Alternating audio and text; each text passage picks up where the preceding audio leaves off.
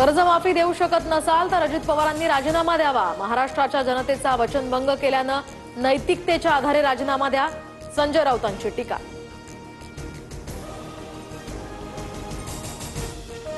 कोल्हापूर गोकुळ दूध संघाकडून गाईच्या दूध खरेदी दरात 2 रुपयांनी वाढ, तर 1 एप्रिलपासून गाईच्या दूध खरेदी दरात 32 रुपये आता हा दर असणार, तर दूध उत्पादकांना याचा फायदा होणार।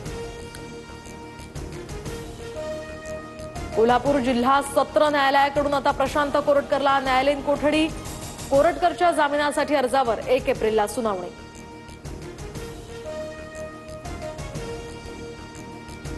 कुणाल कामरा विरोधातील 3 गुन्हे मुंबई पोलिसांकडे वर्ग, उपमुख्यमंत्री शिंदेंवर विडंबनात्मक गाणं सादर केल्याचा कामरावर आरोप।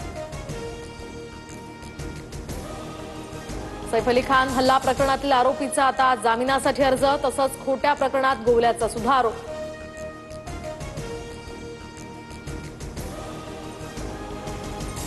एक एप्रिलपासून वीज 10% स्वस्त होणार, महावितरण कंपनीच्या प्रस्तावानंतर आता महाराष्ट्र राज्य वीज नियामक आयोगाकडून वीज दर निश्चितीचे आदेश।